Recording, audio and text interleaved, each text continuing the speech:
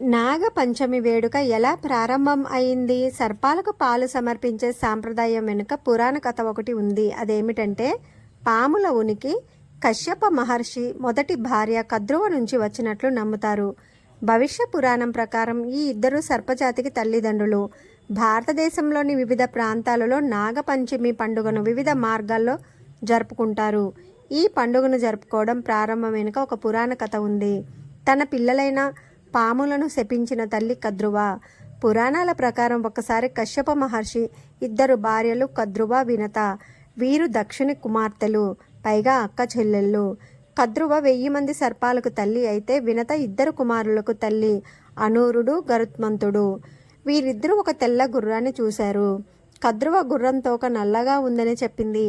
వినత కాదు, గుర్రం తోక తెల్లగా ఉందని చెప్పింది. కద్రువ వినత చేతిలో ఓడిపోవడం ఇష్టం లేదు కనుక ఆమె తన కుమారులను వెళ్ళి తోక నల్లగా ఉండే విధంగా చుట్టుకోమని కోరింది.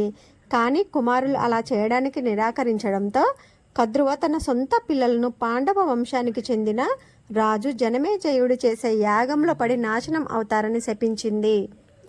పాముల ప్రాణాలను కాపాడిన అస్తికముని జనమేజయుడు తండ్రి పరీక్షిత మహారాజును తక్షకుడు కాటు వేయడంతో ఆయన మరణించాడు. దీనితో పాముల మీద కోపంతో రాజు జనమేజయుడు సర్పం మీద యాగం చేశాడు. ఈ యాగంలో లక్షలాది పాములు కాలి బూడిదయ్యాయి. అప్పుడు అస్తికముని వచ్చి రాజు ఈ యాగం చేయడం సరికాదని చెప్పి ఒప్పించాడు. అతను పాముల మీద చల్లని పాలు పోశాడు. ఇలా చేయడం వల్ల పాములు ప్రాణాలతో బయటపడ్డాయి. అప్పుడు బ్రహ్మ ప్రత్యక్షమై భూమిపై సర్పాల ఉనికిని కాపాడమని ఆశీర్వదించాడు.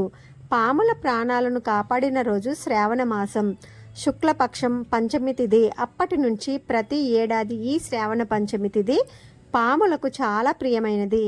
అప్పటి నుంచి నాగపంచమి రోజున పాములను పూజిస్తారు, వాటికి పాలను సమర్పిస్తారు. అలా చేయడం వల్ల సర్పాలు ఎల్లప్పుడూ తమను రక్షిస్తాయని నమ్ముతారు. ఈ పండుగ జూలై 27న జరుపుకోనున్నారు.